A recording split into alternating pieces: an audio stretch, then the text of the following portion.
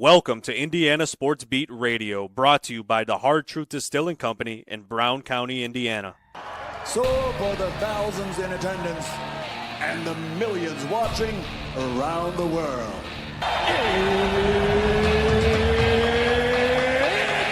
Time! 3 on the way.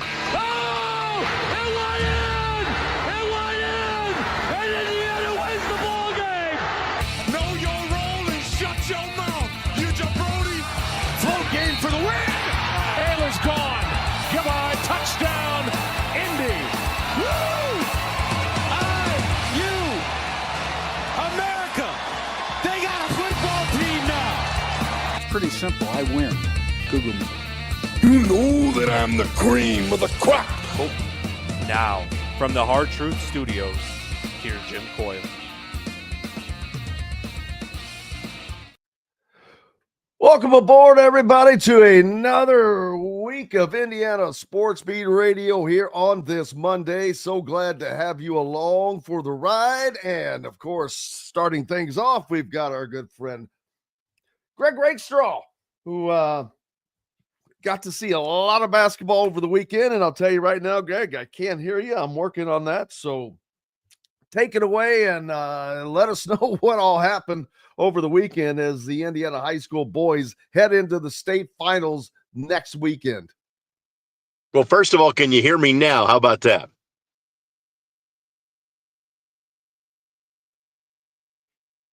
Apparently not.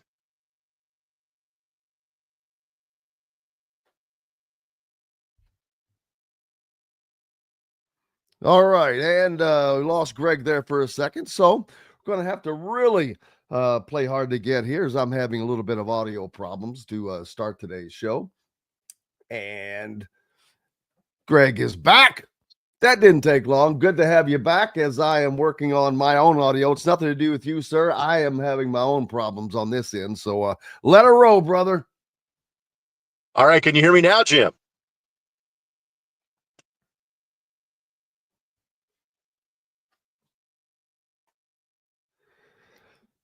Greg out once again there, and got to keep on rolling as I'm not sure if Greg can hear me.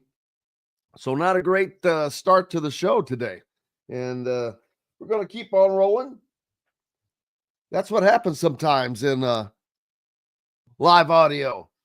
Not just happening, but hope everybody's doing well and had a great start to your weekend. A lot of basketball, of course, and whether it was in college, high school, all kinds of things going on. And You're talking to... Now, I think I can hear now, so good deal. Got that rolling on. So hopefully we'll get Greg back on, and he can hear me when he comes back. But high school basketball set with the state finals set up, the NCAA tournament rolling along as well. And making sure that everybody else can hear me okay. Good deal. The NCAA tournament, a lot of fun, a lot of good games, and the SEC, the Big Ten, carrying the load as would be expected. Orleans, Seth says, go Orleans, Bulldogs, win the state. Are they still there? So that's good to see them in it. Anybody else? Let's see. Is Des Briscoe the real deal? Go Devils. Make Southern Indiana proud. So that says a lot of good things. So a lot of fun over the weekend. Looking forward to talking about it. Hopefully we can get Greg back on here and get to just that very thing. Rudy is thinking about moving down to Fritz Lick. Well, cash. I got a ticket I need cashed. Russell asking McCollum to Iowa. We don't know. Second Sweet 16 in Ole Miss history. He's going to land at a Blue Blood. Cisco Sunrise says, of course, talking about Chris Beard, and there's no doubt he's going to wind up in a good spot. He's a good coach, people. There's no one disputing that. It's just wasn't going to work out for Indiana, unfortunately. And hopefully they'll be good with what they have. But yeah, Ole Miss, they're rolling. They're one of the teams into the Sweet 16, one of the many teams into the Sweet 16. How many did they end up with? 7, I think. They have, let's see, Auburn, Texas A&M. You've got Ole Miss. Let's see, Florida. Texas Tech is not. Arkansas, there's 5. Kentucky, 6. Alabama is 7. Yeah, there you go. So 7 from the SEC. What do the Big Ten end up with? You got Michigan, who will be taking on Auburn, Michigan State, who will be taking on Ole Miss, Maryland, that will be taking on Florida, Texas Tech out of the Big 12 taking on Arkansas, Tennessee and Kentucky, an SEC matchup. Then Houston takes on Purdue. That's not a good matchup for Purdue, I don't think. Alabama's against BYU, and then Duke, Alabama. So 4 teams from the Big Ten. Hey, half of their teams made the Sweet 16. It's not bad. And half of the SEC teams made the Sweet 16. So Michael says Houston's not playing well. Well, let's see what another week off does for them, as they'll get to have that. But it was a fun weekend of getting to watch all of that and enjoy the heck out of it. A lot of great games. And BYU, Wisconsin. Jeremy says it's official. McCollum to Iowa landed just now. Didn't think that was going to take very long as soon as his season ended. St. John, 9% from 3. Yeah, they got just waxed by Arkansas. But Calipari and Pitino, that's odd. Rick Pitino, one of the greatest coaches of all time, but he has a terrible record against Calipari, who I don't find to be that good of a coach. But funny things how it works out. But we'll see if we can get Greg back on. Talk some high school basketball, as that happened over the weekend as well. Looking forward to hopefully heading up to Indianapolis, but a lot going on in Indy, because you have Indianapolis as an NCAA regional site in addition to hosting the state finals. So a little bit of basketball happening up in Indianapolis this next weekend, without question. And enjoy it. I've been telling you, get out and enjoy a high school game, man. There's some good ones. A lot of good ones, as we're now reached the high school state finals. Did your team make it?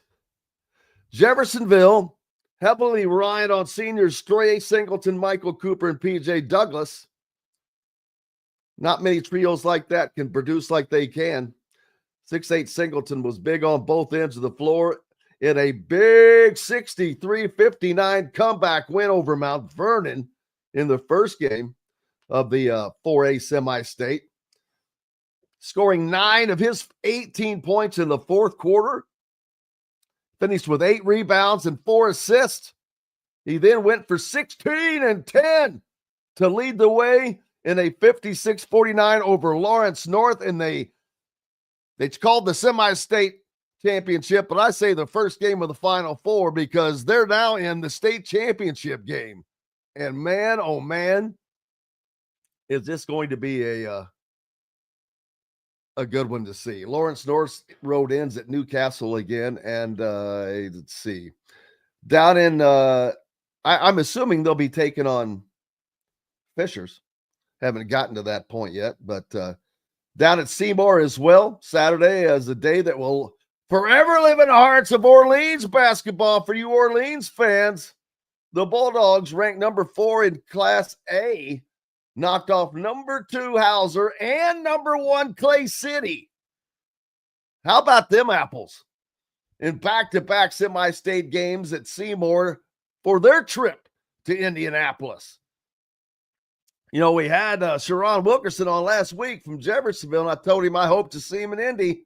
Going to get to do that. Looking forward to it. Fischer's, of course, had no issues with Elkhart. 30-0 now as they notched consecutive victories number 42 and 43 in convincing fashion. Holy crap. 82-46 over South Bend Riley. And a little bit more than, let's see if we can get Greg in there. Greg, let's try it again, buddy. Good morning. How are you, sir? I am wonderful now that I have my hearing issues taken care of, but just been talking about some of these great games and great games that we're going to get to see. You know, Jeffersonville and Fischer's, and then Fischer's just overwhelming their opponents on their way to a state finals appearance. Yeah, Fischer's is that good. You know, Fischer's winning streak is now at 43, which again has them 5th in terms of Indiana history. You know, Jeffersonville has been one of the teams talked about all season long as, hey, if someone can compete with Fischer's, I think it's going to be Jeffersonville because of their experience. They have not played in the regular season the last 2 years, despite the fact they have been in numerous of the same events together. Just kind of fate conspired. Like, for example, Jeff went up and played in Fischer's holiday tournament last year, and South Bend Riley beat him on a half-court shot the first game of the tournament. And so they were in different brackets. They did not see each other, despite the fact they were 2 of the 4 teams in the Hall of Fame Classic. They have played each other in the Charlie Hughes Shootout, and I'm sure Jim knows what that is. But for those that don't know what that is the big summer event during the 4-week team period in which you play with your high school team, so kind of at the end of June. They played in that this summer, and Jeff beat them. Now, let me throw out a caveat here. John Anthony Hall did not play in those games or in that game for Fischer's. And again, he is the 3-sport star that is going to go play football at Stanford.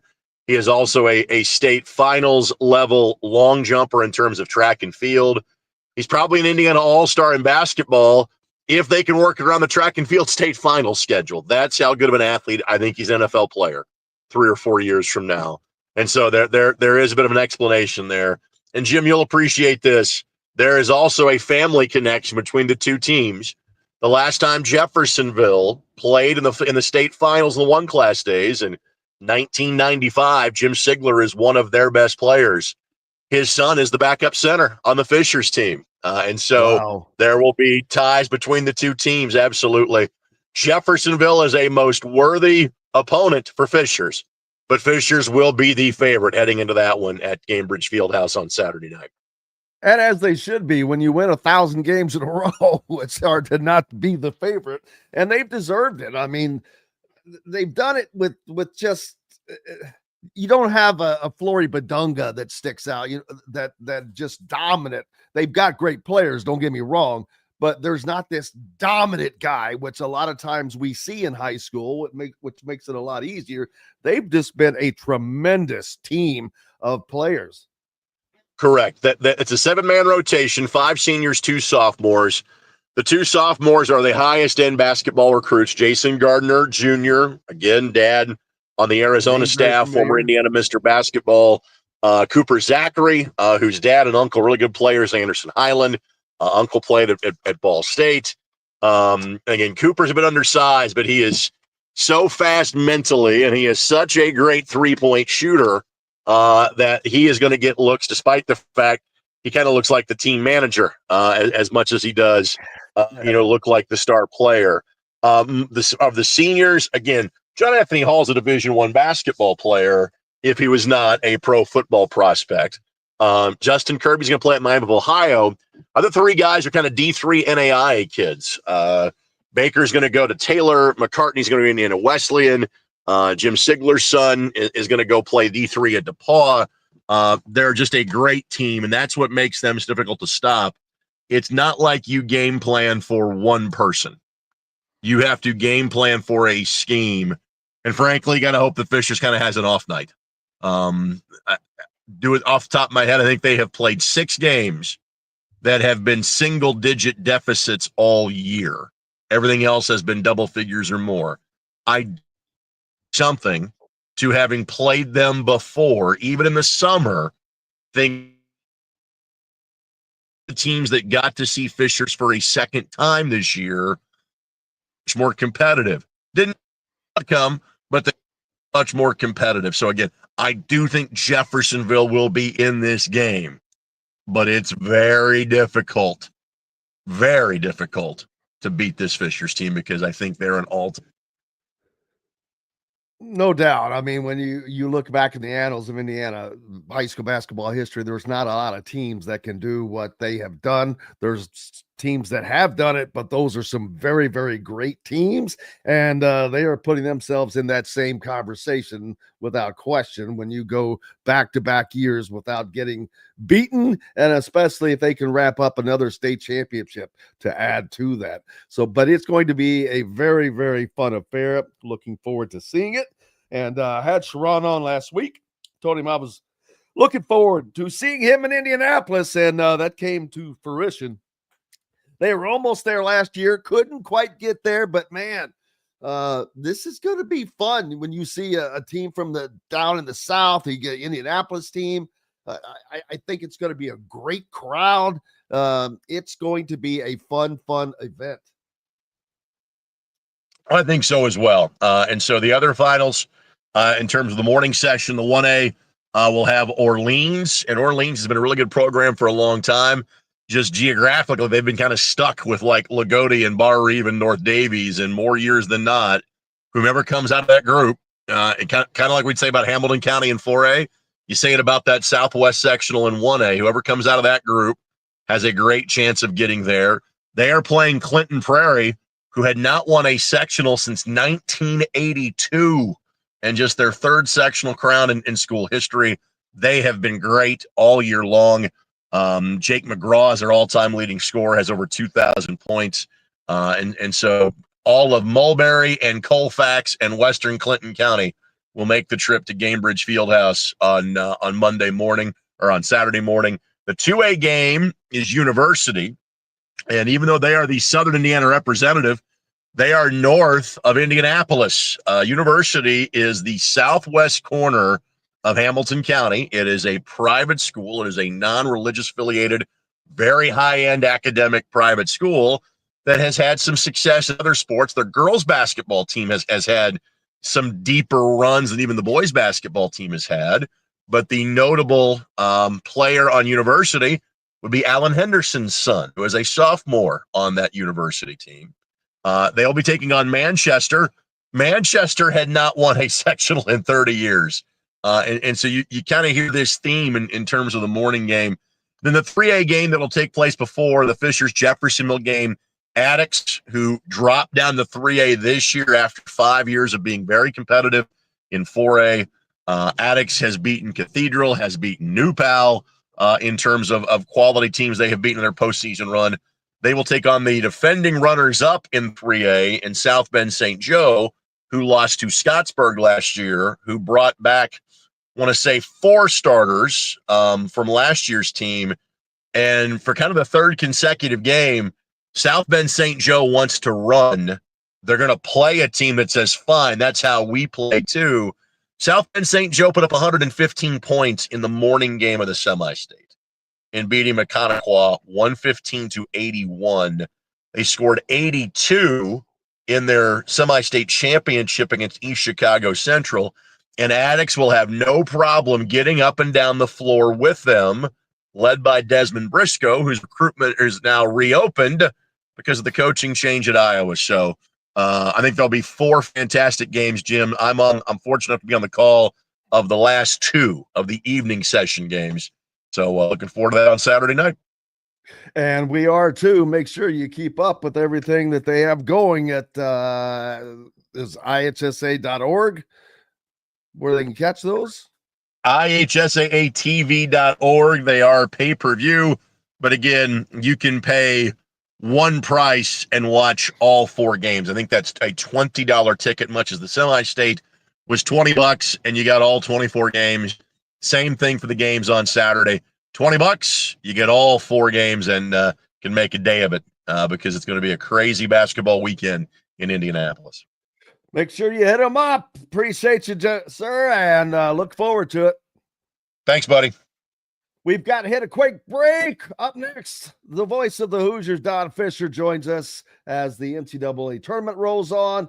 Indiana looking to fill its holes with on the transfer portal and all kinds of things. Back with more from the Hard Truth Distilling Company studios right after these messages. At Ben Davis Chevrolet and Ben Davis Ford in Auburn, we're your one-stop shop for all of your automotive needs. We have the area's best selection of over 300 vehicles, including new cars, trucks, vans, and SUVs. Plus a huge selection of pre-owned vehicles in stock. And if we don't have what you're looking for, we'll find it for you. We also have top-of-the-line service and parts, plus a collision repair center, and we're competitively priced on everything. For sales, service, collision, parts, and more, we do it all. Come see us today or visit us online at bendavischevrolet.com and bendavisford.com. Whether it's a night out with the family, after work with colleagues, or catching the game with friends, Bubba's 33 is the place for you.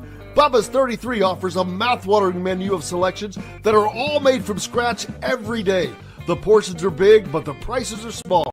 And with over 50 big screen TVs, you'll never miss the big game. Bubba's 33, pizza, burgers, beer. If you're looking for a new home in the Indianapolis area, you need Cheryl Sizemore from Brick and Ivy Realty. Cheryl Sizemore has over 2 decades of experience, and that could be the difference in getting the home you want in today's tough housing market. Reach out to Cheryl at CherylSizemoreSells@gmail.com or 317-701-0838. That's 317-701-0838. Let Cheryl Sizemore sell or find your new home today.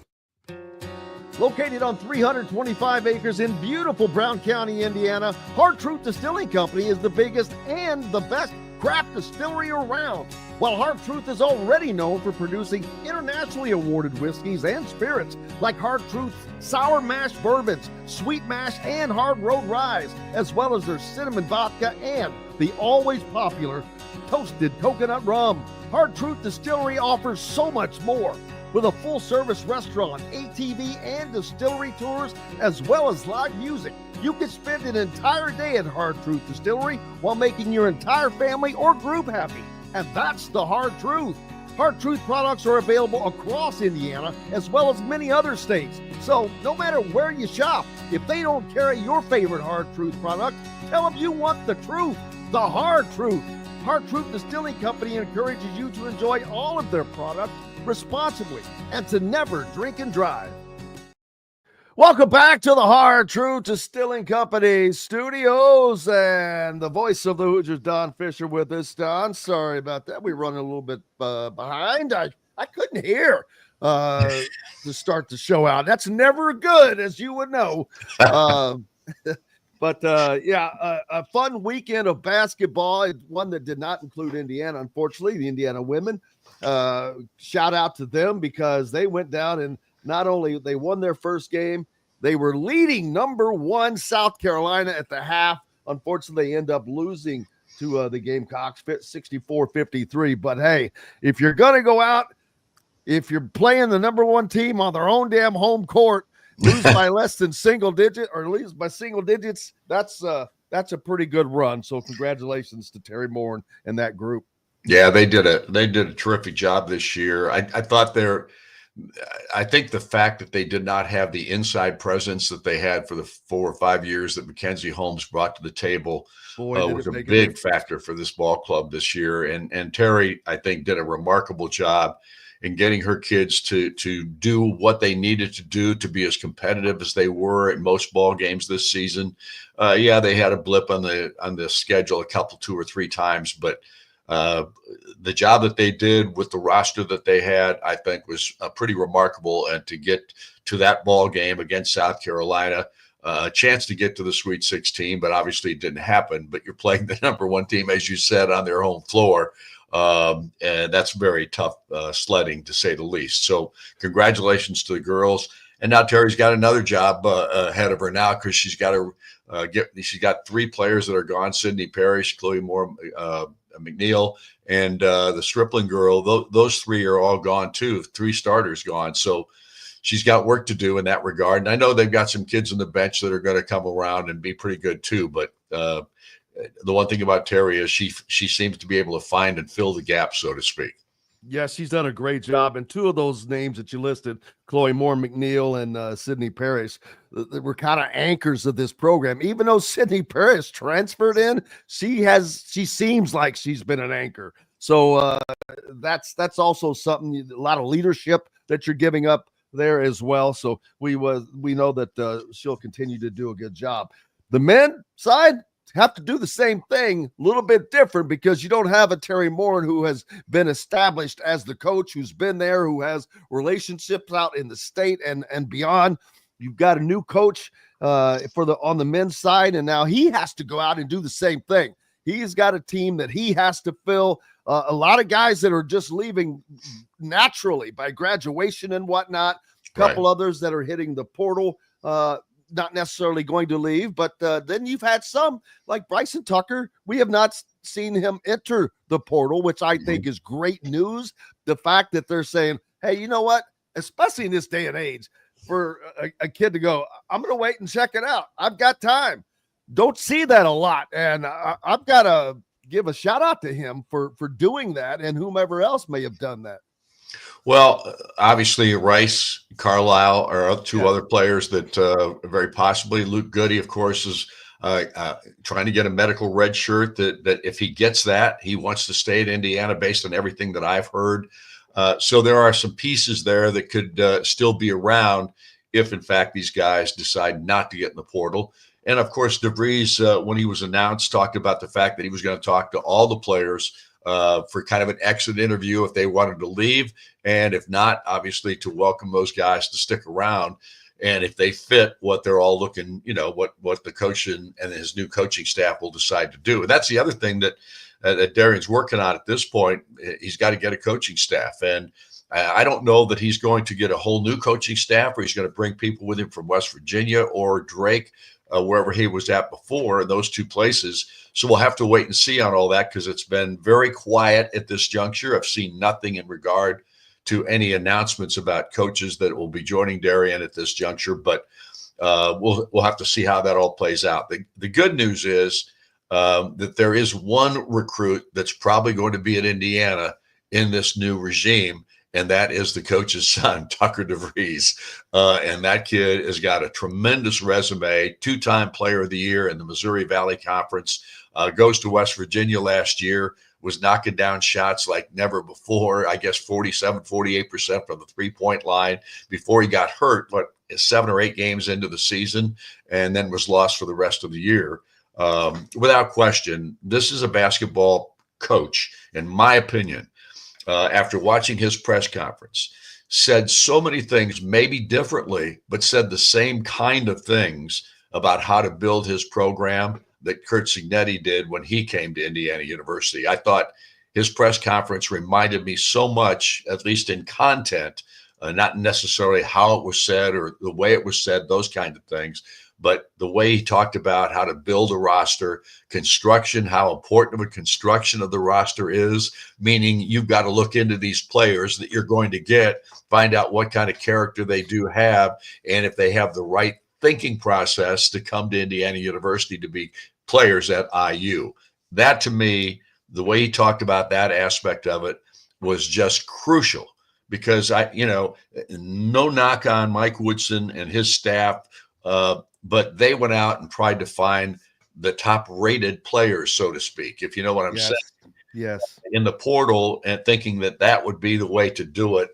I think, first of all, you've got to look at the kid's background and whether he fits what you're trying to build. And I think DeVries said that in his very first press conference. Yeah, what's the phrase, production over potential, that we always hear from Curt Cignetti, which is, what can you do it for us now, not 3 years from now? And I get that. And I'll be honest with you, I think Curt Cignetti has taught a lot of people in Indiana about how to put together a modern day roster. with all of those things. And I say that because there was a lot of similar language, a blueprint, and having a plan, having a process, your standards, and all of those things that have to be in place to be successful. So I agree with you wholeheartedly. Here's a little piece of information you might want to have for next season when the games start. When Coach DeVries was at Drake in the MVC on the all freshman team, of course, Tucker DeVries was joined by one Blake Sisley, who was at Evansville at the time, whose brother Trent will be a teammate of Tucker, most likely. So, well, that's good insight.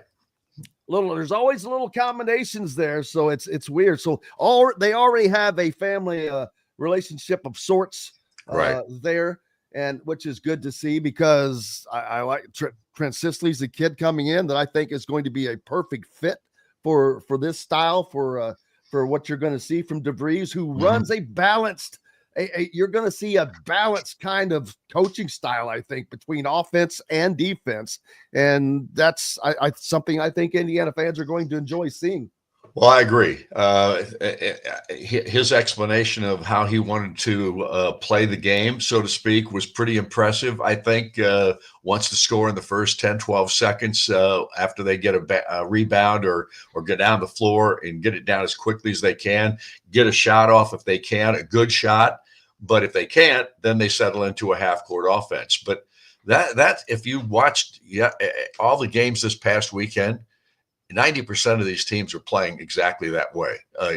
Try to get down the floor as fast as you could, and then get a shot if you can. If you can't get one, then you settle into your half-court offense and work it from there.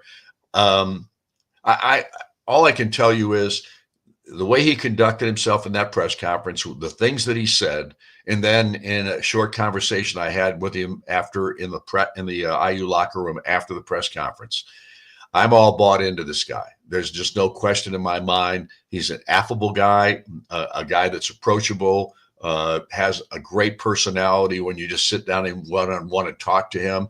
I know he's a tough coach, and he can be as tough as anybody out there in regard, but I think he's one of those guys that knows how to handle players and understands the thinking process, especially from the standpoint he's not going to get guys that he can't handle or guys that he doesn't think fit. He's going to, just because they're talented, he's going to find the guys that fit what he's looking to build here. And I can go to one other coach in this state that has done it exactly that way. And that's a guy up north that our in-state rival, Purdue, and Matt Painter's done exactly the same thing. The way he talked, the way DeVries talked in that press conference and our conversation afterwards, totally bought in here. Yeah, it is. You can tell he has a plan, most importantly, and he knows what that plan is. He has a blueprint. I hate to use the same words over and over, and he is going to plan accordingly with the players he needs to get, some of which he can keep off of the current roster, but others he can go out into the portal and get, which they have a slight jump. So they're probably able to look at some players right now, and I would not be surprised. The portal opens today for the rest of the college players, except for those that are still playing. I guess they could enter the portal, but that would be very strange for you to enter the portal off of a team that's still going. So anybody that has been knocked out of the tournament, there's some names that we could see quickly go in, and I expect to quickly see some of these to start fill in. Well, and then the other aspect that is that he's got to find a coaching staff, and that I'm sure has been ongoing ever since he got the job. I don't know if he's going to bring people with him from West Virginia or guys that were at Drake with him. I just don't know how that's all going to play itself out. We'll find out probably more about that this week, I would assume. That's an assumption on my part. Doesn't mean it's factual. Because I think there will be news made here in the first week once that portal's opened, and now that he's had a chance to look at guys that he wants to bring in for his staff. So it's going to be very interesting here. The next week and a half, 2 weeks are going to be really, I think, newsworthy in regard to what Indiana basketball is all about. Yeah, I would be surprised if you don't see Corey Barnett come, who was with him at West Virginia, but that's just because Well, number one, he was on the Indiana basketball team. Number two, great relationships within the state of recruiting and beyond. So the great recruiting ties. He's been an assistant coach for a long time at UCLA and Nevada under Steve Alford. So he has a great deal of experience and Indiana connection. Boy, it would be hard to imagine him not being on the staff. So, but we'll see. Yeah, we'll see. I mean, he made no indication to me, and I did ask him about, if he was going to bring people with him or had he decided on any of his staff at that point when I talked to him in the locker room after the press conference. And he said, yeah, we're working on it. We said he was just evaded everything I asked, but and I understand why he would at this point because. And he know who you are, Don? I mean, he's not just talking to anybody. He was talking to you. Yeah, well, that doesn't mean a thing. Trust me. But I can ask Mike Woodson. Anyway, that's a bad joke. Sorry. No, it's actually pretty funny. You don't have to worry about that one anymore. But that's the good thing about that. And it will be interesting to see how he does deal with the media. I think he's going to do fine. He seemed to be a lot better speaker when he wasn't reading from his notes. And I'm not cracking on him for it. I'm just saying, he had some certain things that he had to read off. No, you were cracking on him. But then once he got speaking freely, he was rolling. He was much more more comfortable. When people ask him questions, he was able to answer those questions without a hitch. So no, you're right. You're absolutely right. And look, some of these guys, some coaches, a lot of coaches, if they have to go off script, they do sound mechanical, so to speak. When they're actually just answering questions and things like that, you find out what they really think. So anyway, long story short, I'm totally bought in. I think this guy's going to do a tremendous job at Indiana University. I think we're going to be in for a lot of fun here in the next couple of years. Well, and hopefully next week you'll have all the information we need. We'll know who the staff is. We'll know all the players that are coming. I'm just kidding. Hopefully we'll see. But we to have another show next week, we need to have that information. So why don't you call in to Charlie Duffy and make sure that he understands that we need that information now. I'll tell Charlie. Damn it! Make sure we have it. Just kidding. Well, brother, I hope you have a great week and can get out and hit the links a little bit. Well, the weather isn't cooperating very well at this point. We'll see how it all plays out. But at this juncture, we've got still 4 teams left out of the Big Ten that's in the NCAA tournament. I think in my brackets, I've got 10 teams left out of the Sweet 16. So that's not bad. It's not great. I don't have Duke in there. I had Duke getting upset in the second game of the tournament. I was going to have them getting upset in mine. I didn't even get to get a bracket in. I looked up and it was like 12:05 and I got locked out.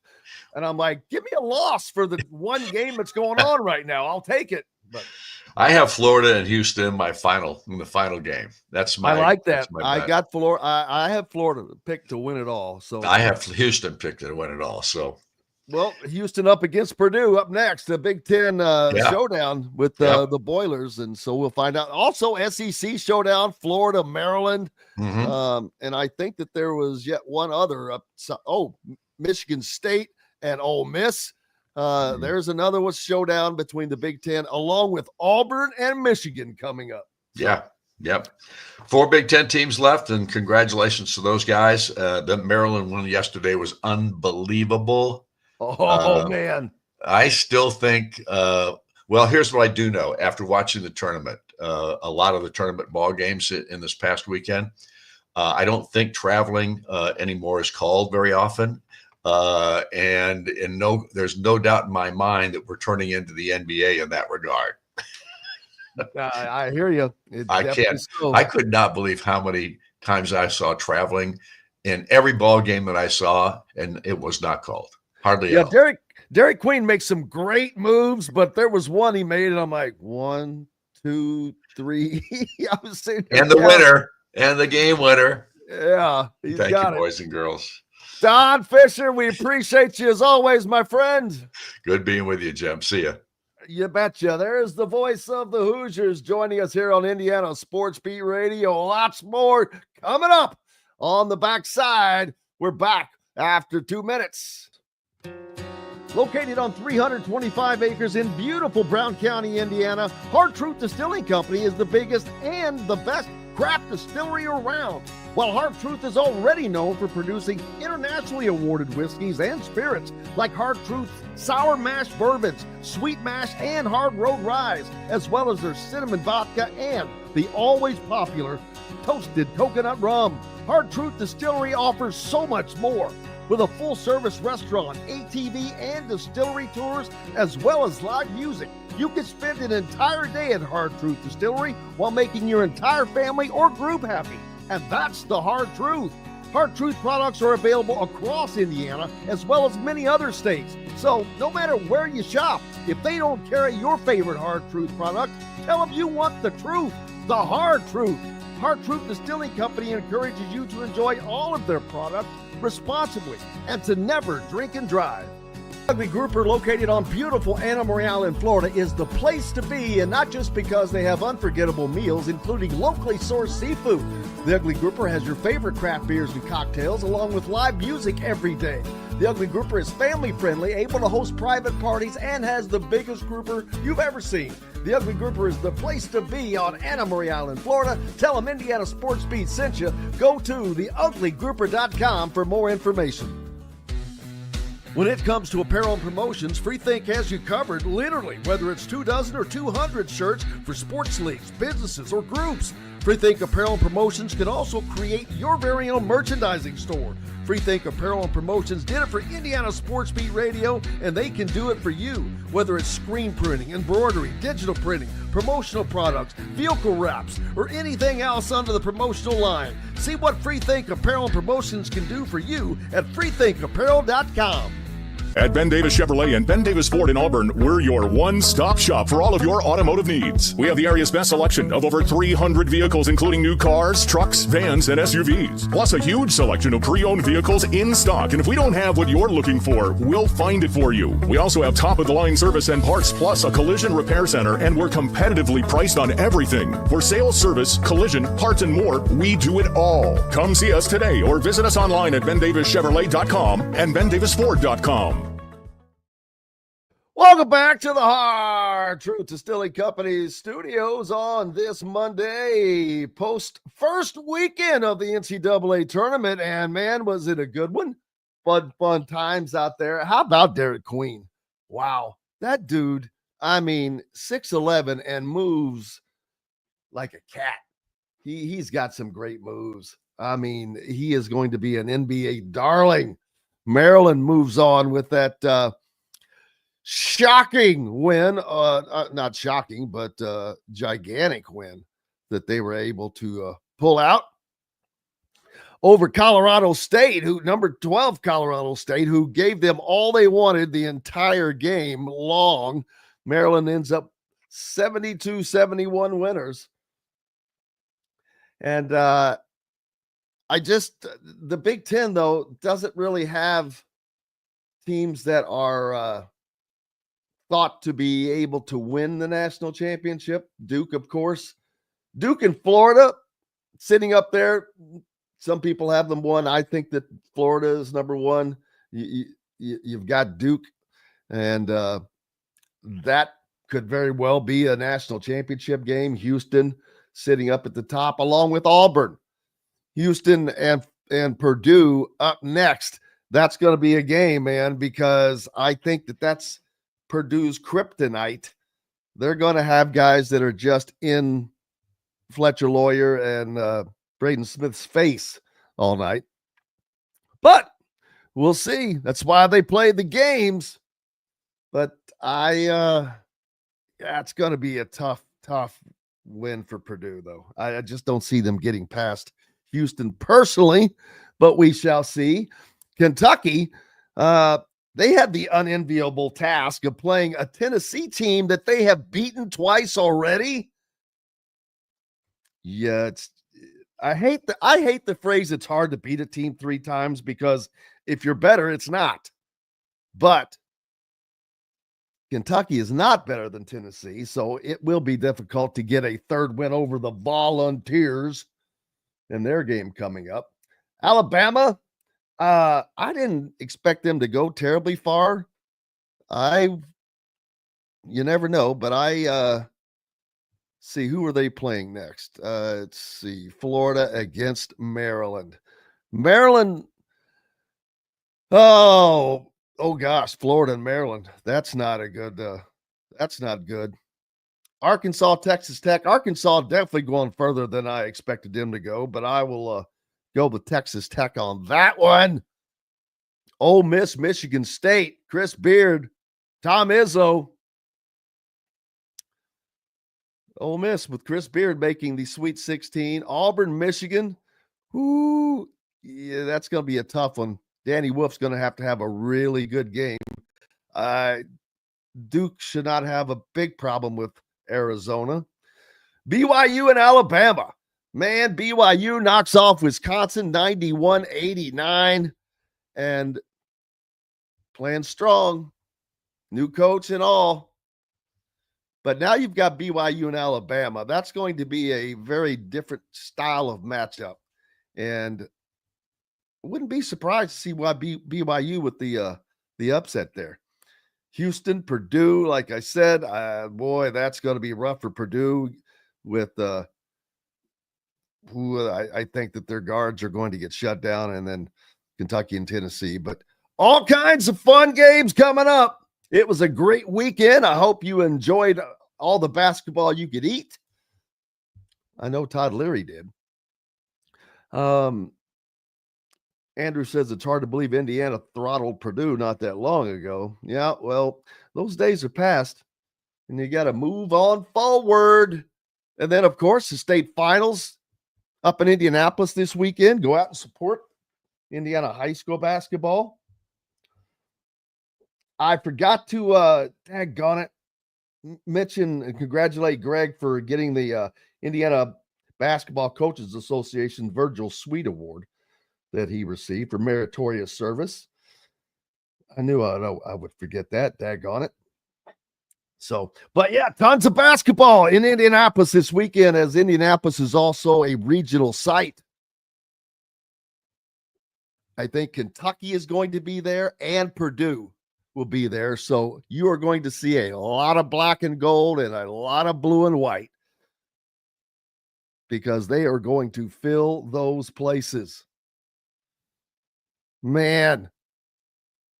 So if you're an IU fan, Indianapolis probably not a good place to be this weekend. Your two nemesis, Kentucky and Purdue, will be in the house. Michael says Preston, Alabama assistant, has major ties with DeVries, Preston Murphy, an Alabama assistant coach. Yeah, it's going to be interesting to see the staff that is put together for Darian DeVries. I don't, it's definitely not going to be the same staff that he had at West Virginia. You know, the only reason Corey Barnett would not come is if he gets a head coaching job somewhere, and which is likely. Like I said, he has a long resume as an assistant at some pretty high profile places. He was with Steve Alford at Nevada, but he was also there at UCLA, and great recruiting ties through his family. And he played at Indiana. Would not be surprised to see him get a head coaching job. So it could be three completely new assistants on his staff. I expect to see Jordan Hulls remain with the program in a capacity. I don't know which capacity that would be. I would imagine Calbert Chaney remains with the program if that is his desire. We shall see. Other than that, not sure what the rest of the staff would look like. You definitely want to see a new coach bring in new assistants because they have to be on the same page, and you kind of don't want to see any old habits linger. like when, I don't know, say Mike Woodson kept all of Archie's assistants because he didn't know of any college assistants. That was a bad sign to me right off the bat. So definitely will not see that happening again.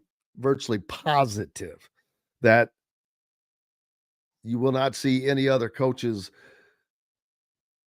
from the previous staff.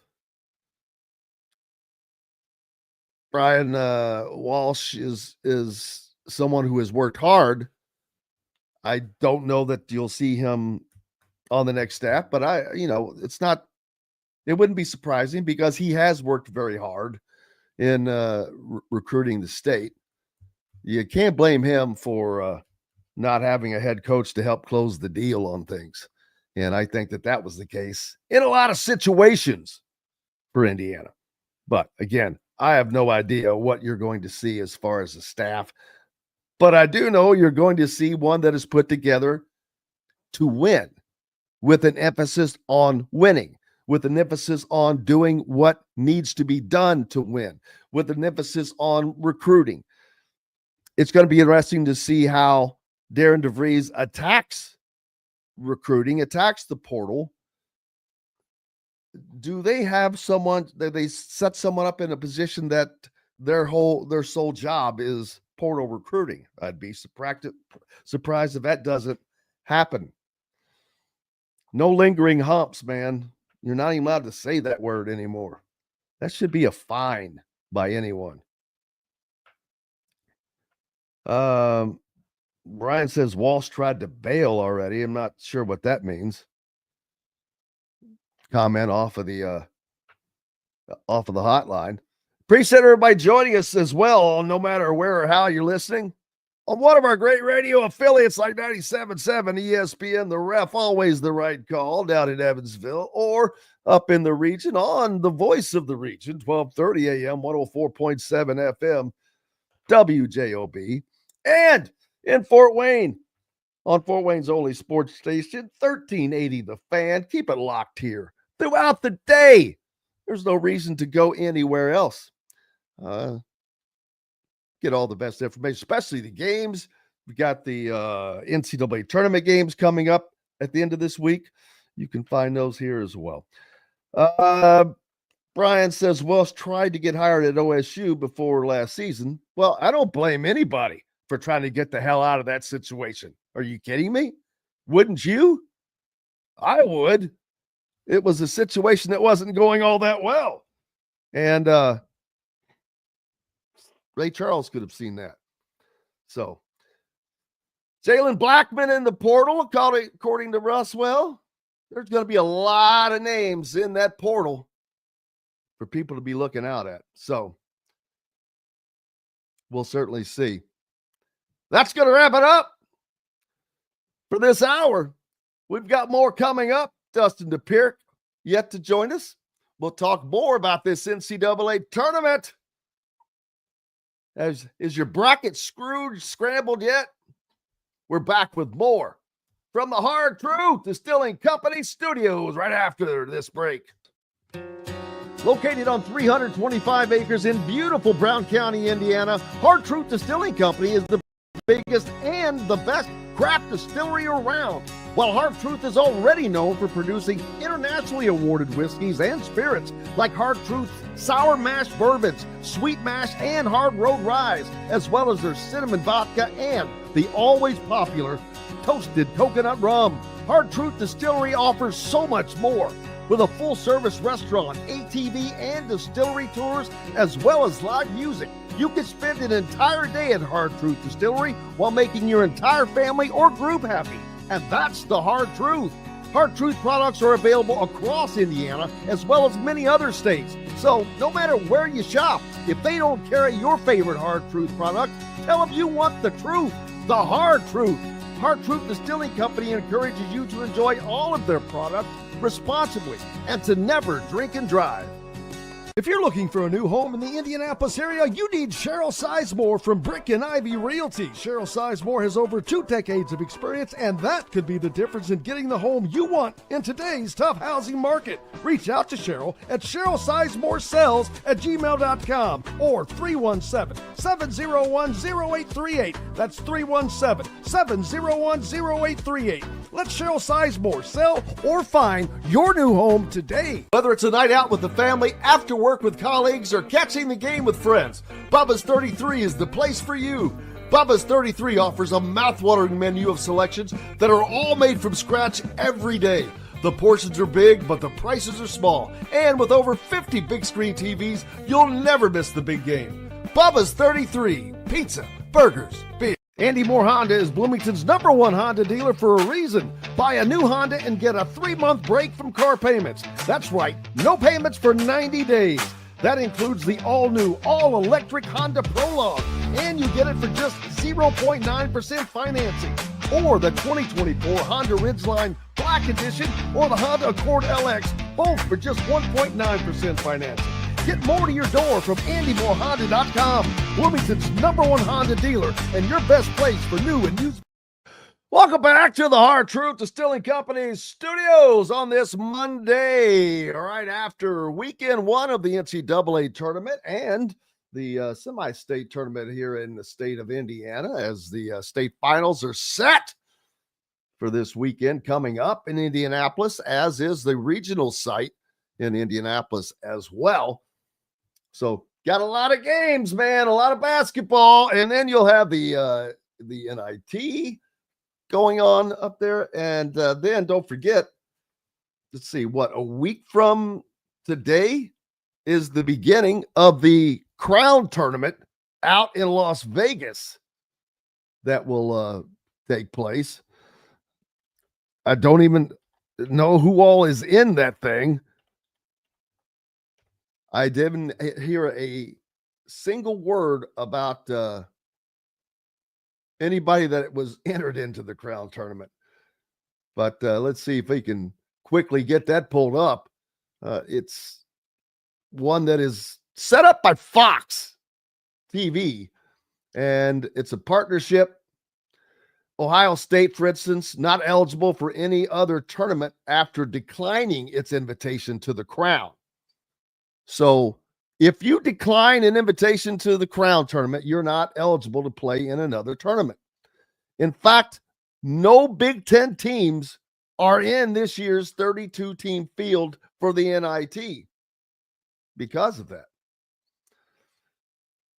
The first 2 rounds will be entirely broadcast on FS1 with the semifinals and final on Fox. The Crown gives automatic berths to the top 2 teams in net rankings from the Big Ten, Big 12, and Big East who didn't qualify for the NCAA tournament, and those schools are contractually obligated to either participate in the Crown or not take part in any postseason tournament.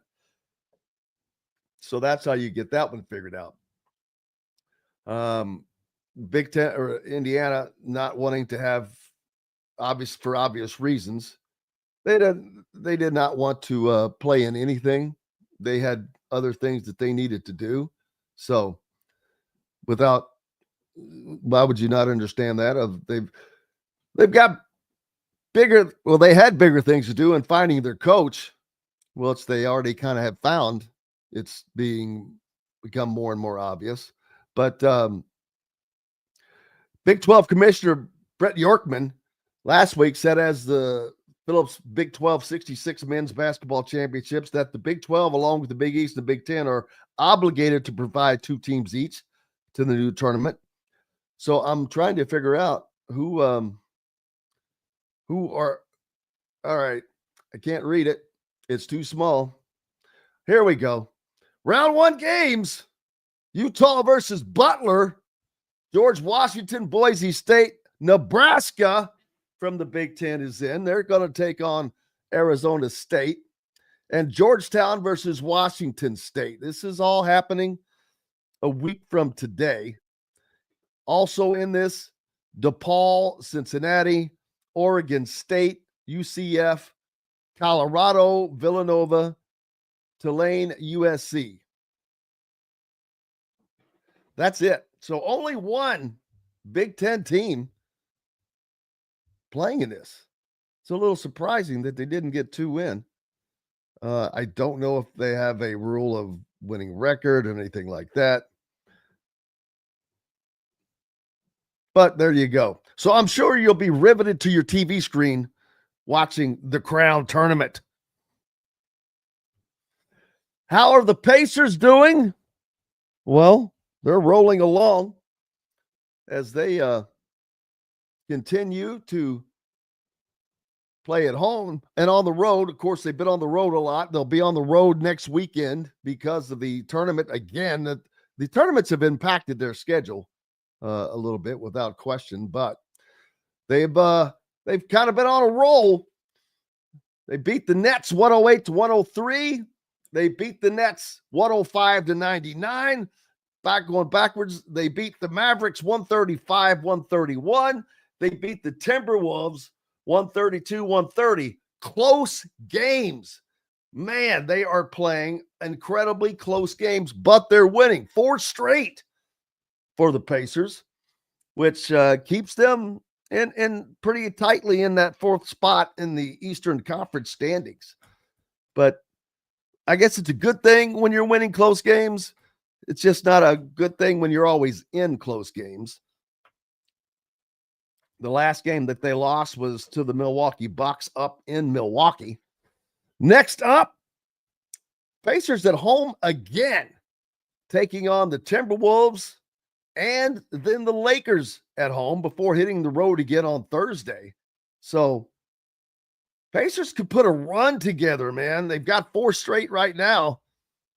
They could win both of these home games, but one of those, LeBron comes to pay a visit. LeBron and crew. Hopefully they can keep on rolling. Hopefully they can keep rowing. Indiana coach Darian DeVries now putting together a staff.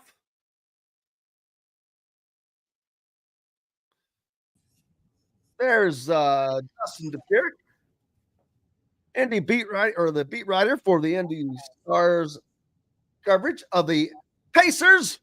How are you doing, sir? Doing well, Jim. How about yourself? Is this Russell question rhetorical? I was wondering because I was like, what? But I'm. Well, North Carolina, I guess that must be rhetorical. I think he's making a point. But yeah, how about the Pacers, man? 4 straight, rolling. They get back-to-back wins over the Nets. Close games. All of these games have been really close, so that's a good thing when you're able to win close games. But bad thing that you're in all these close games, I guess. Yeah, I mean, some of them are really, really weird. I mean, Saturday shouldn't have been close. It was a strange week, obviously. Halliburton missed every game. They beat the Timberwolves, missing 4 starters. That game was really remarkable, honestly. Like there was kind of a ranking out of the 4 that everything was kind of dramatically different based on circumstance. Minnesota was really a game where I thought they were going to get killed. Basically, they were without Halliburton with a lower back. Pascal Siakam was out for personal reasons. That's the only time he's missed a game as a Pacer. Aaron Nesmith, basically, they were giving him a game off because he hadn't taken a day off since he came back from the ankle. And Miles Turner had a lower back contusion. So they held out all 4 of those guys and still managed to pull it off, beating the Timberwolves in overtime. And the Timberwolves were pretty much full strength. I don't think they were missing anybody. But they, managed to keep Anthony Edwards reasonably in check, didn't let anybody else kill them, managed to hang 132 points. Obi Toppin goes for 34. That game was wild. That game was nuts. That's probably, in a manner of speaking, it's like their best win of the year. Just because you don't frequently get to win games like that when you're missing that many guys, and you have to involve people that aren't usually part of the rotation at all. I mean, Tony Bradley is a guy that they signed, on a couple of 10 days, and they finally made him basically gave him a full contract yesterday. And he had gone basically, more or less 2 years outside of the NBA, but he's playing in the G League, and, he gets 12 points in that game, 12 points and 9 rebounds in that game, because Turner was out and they needed their 3rd string center behind Thomas Bryant. So they needed Quentin Jackson to play minutes as a 2-way contract guy. Enrique Freeman gets pulled off the bench because Andrew Nembhard got teed up. And at the same time that Rudy Gobert gets a flagrant 2, and basically the Timberwolves get to pick somebody off the bench to shoot free throws.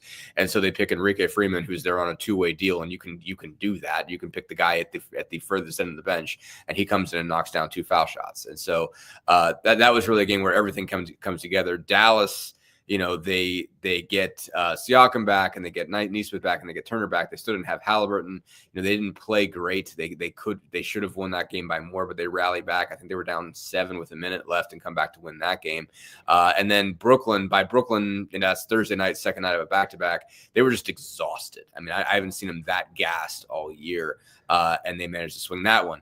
Saturday, they were up 20 going into the fourth quarter, and they managed to give up a 21-2 run to start the fourth quarter and allow Brooklyn back in that game. That's something they had no business doing. They just messed around. They just couldn't make shots, and they turned the ball over, and Brooklyn junked their defense up. But one way or another, they were just that game had no business being close. And they managed to pull that out. And then afterwards, Halliburton comes back and says, we apparently can't play normal basketball games right now. And it's going to get weirder because they get the Timberwolves back tonight. And then they get the Lakers, who I think are going to be at full strength on Wednesday. Obviously, LeBron was back in the game Saturday night whenever he played. So you're looking at LeBron and Luka on Wednesday. And so you got to play the Lakers at full strength, and the Lakers at full strength have been really, really tough, obviously since they put that duo together. So it's going to get weird, but they head into this week a game up on the Bucks for 4th place in the East, which really matters. They're 41-29. So they're guaranteed a 500 record. They're already postseason qualified. So basically they're still fighting for that 4th seed. I think they've got a 5 or 6 game lead on 7th. Basically, so like they're pretty safe to be a playoff team. It's just a question of how they're going to shake out between them, Milwaukee, and Detroit for that 4, 5, 6 kind of positions there. Yeah, and with they've won 4 straight, and we got 2 more home games coming, which hopefully they can use those to make some hay before having to hit the road again, because the tournaments have kind of played a little havoc with their schedule again, sending them on the road. Yeah. Yeah, so you've got that again coming up this weekend. Yeah, no, for sure. They're going to get kicked out of Gainbridge to go to Washington and Oklahoma City. Obviously Washington's on the second night of a back-to-back. That's still a game they should win. Obviously the Wizards are one of the worst teams in the league, and so they should be able to beat them. But I think they go to Oklahoma City after that, and you kind of have to pencil that one in as a loss, more or less. When you certainly go in at it, but I mean, if you were a Pacers fan and you're thinking, okay, where are these guys going to be? The Thunder have been just absolutely incredible. Oklahoma City, I mean, they really. I think there were 13 and a half games in the West or something insane. And so, you're looking at Shai Gilgeous-Alexander right now. I think he's favorite for MVP, as good as Joker has been, and Joker's been sensational. Shai has been just so incredibly consistent for a team that, again, is running away with first place in the West. So that's going to be a real difficult game to go into their place and try to beat them. They've been phenomenal. And so that's going to be a tough one to get. So if you come out of this week 2-2, I think you're happy. Honestly, if you can get one of Minnesota and the Lakers at home, and you get Washington on the road, you feel pretty good about that. I think you sort of hope that someone out. Milwaukee's on a West Coast trip, so you hope they take another loss out there. I think they just beat Sacramento the other night, but I think they got a couple games left. They still got Denver this week, so you're hoping somebody gets Milwaukee and you can kind of keep pace. But you're gonna have a hard time doing better than 2-2 this week. I think Minnesota's gonna come in angry at you. Basically, for the fact that you're able to come in and beat them, again, missing 4 of your starters, and again, Obi Toppin goes off and goes crazy and hits ridiculous, hits 7 3-pointers. That game was utterly wild. So if you're the Timberwolves, you're like, we're not letting this happen again. And obviously the Pacers are going to be at full strength, but the Timberwolves still have Anthony Edwards, and he's capable of dialing it up like not too many people in this league can.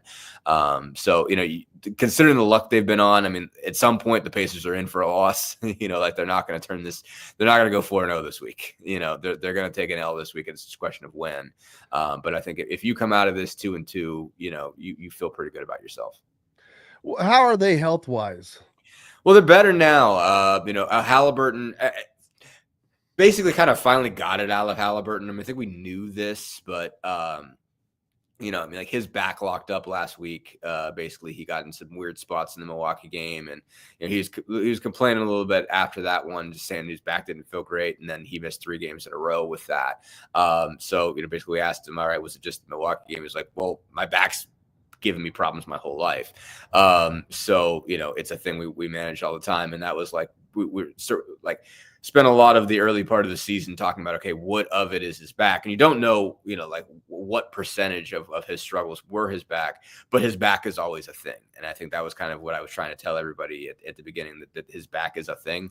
And it's a thing that he's got to constantly work on, and it does go back. I mean, I think it comes back. You look at the way he's built. He's obviously certainly a tall point guard.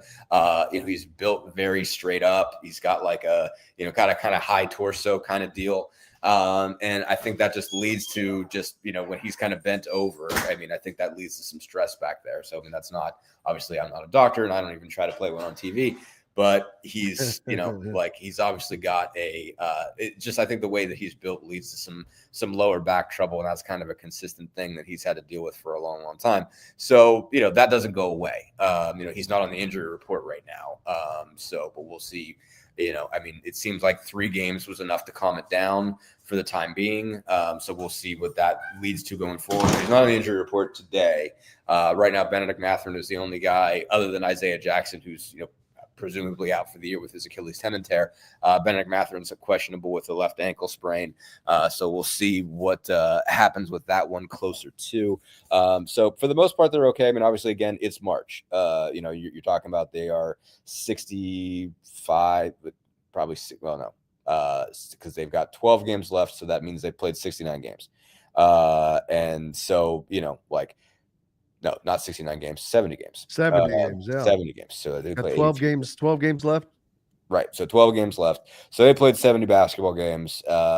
Nobody's healthy, but everybody's got something, everybody's got little nicks and knocks. Yeah. They got some place where they don't feel 100%. Something on everybody's body doesn't feel great. But none of it rises to the level of being, on the injury report, except for Benedict Mathurin's ankle at the moment. So we'll see how that goes. I mean, again, we've seen them sit guys, not for rest reasons, but I mean, they called Aaron Nesmith's ankle injury management because, it's still a thing that he's got to work on. It was a rough dealing. He's always had feet and ankle issues because the guy plays a very high stress game.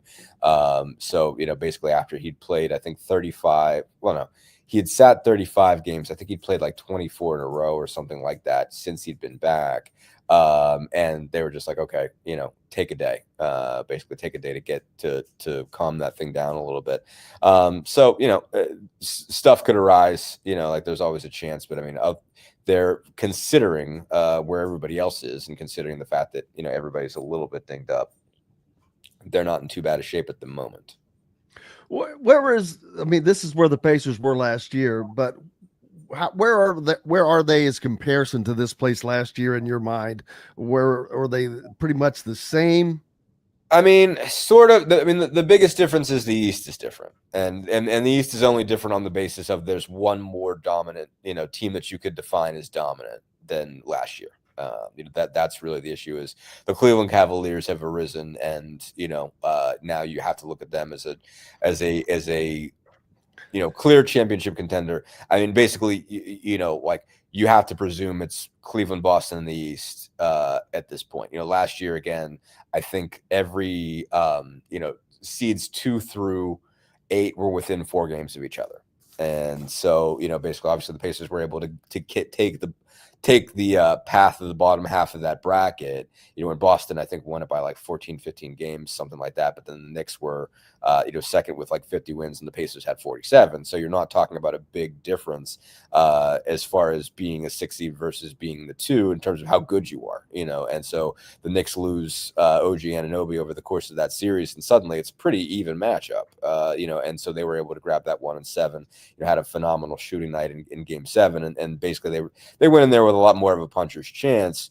at getting as far as they did. And basically everybody in the East who's not Cleveland or Boston right now is not in this clear shape. Cleveland's 57-14, Boston's 52-19. The Knicks are third at 44-26. Pacers are fourth at 41-29. Pacers have a chance to catch the Knicks. That's not out of the question. Obviously, Jalen Brunson's been out with the ankle he sprained in the Lakers game. And that makes them vulnerable. I mean, the Pacers have a chance to jump up there if a lot of things go right. I mean, I don't think they will. I think ultimately the Knicks will hold on and get the 3. And so, I do think the Pacers still have a better chance of losing the 4 than they have of getting the 3. But somebody could jump up there. Like there's a chance, and the Knicks are vulnerable. So if you catch the Knicks at the 3, you got a chance to beat them still.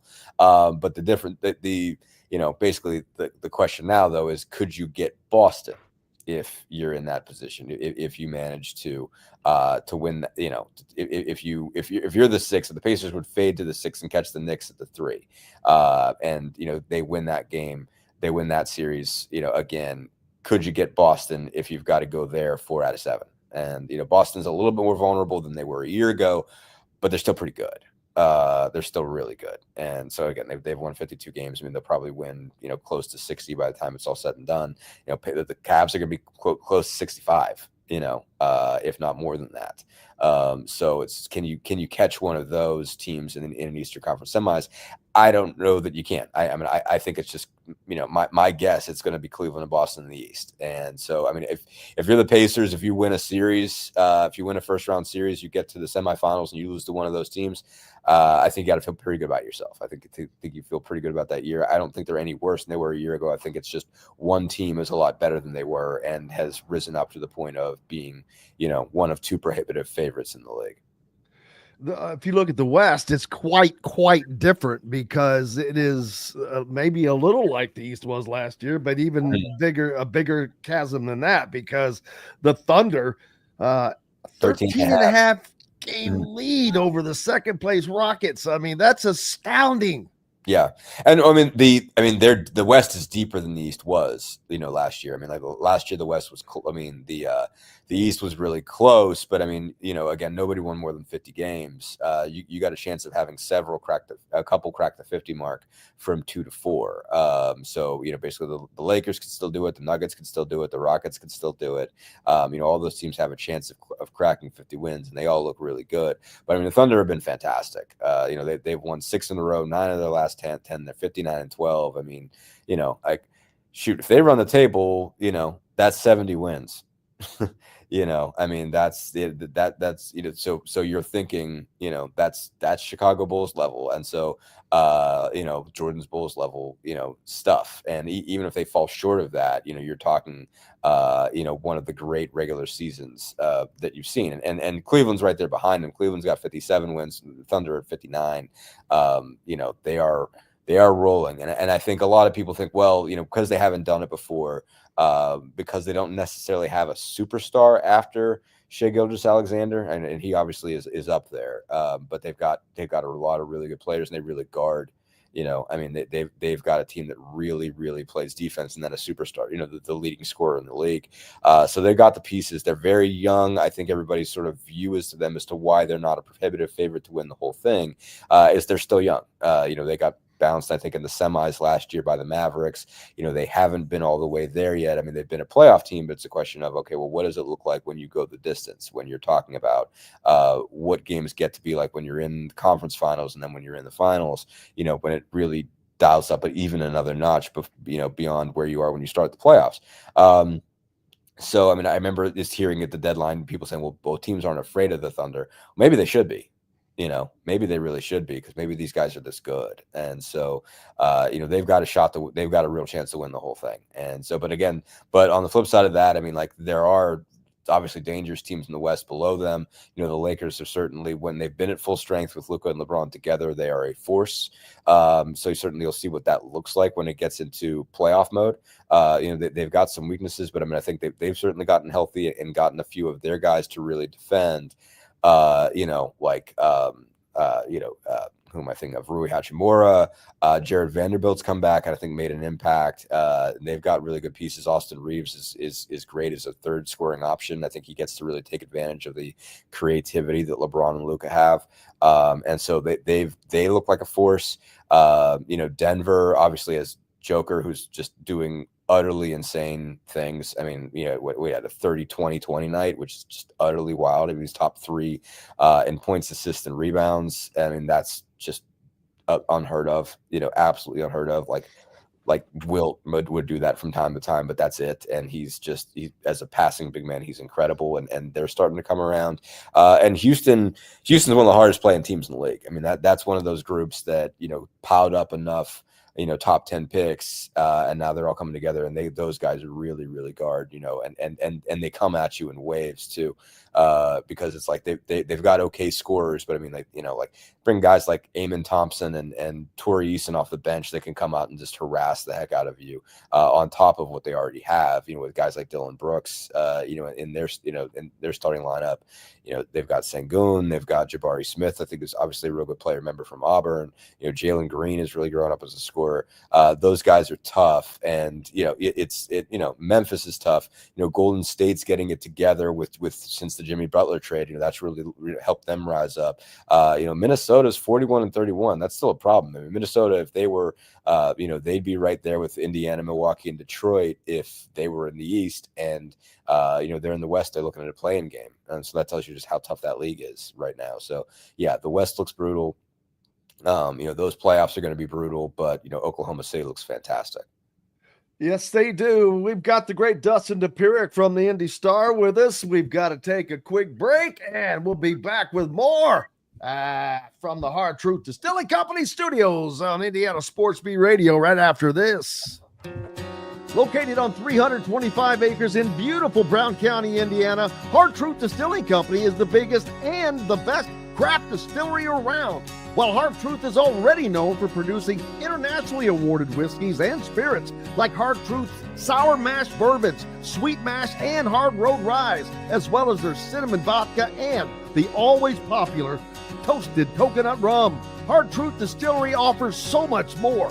With a full-service restaurant, ATV, and distillery tours, as well as live music, you can spend an entire day at Hard Truth Distillery while making your entire family or group happy.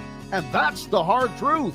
Hard Truth products are available across Indiana as well as many other states. So no matter where you shop, if they don't carry your favorite Hard Truth product, tell them you want the truth, the Hard Truth.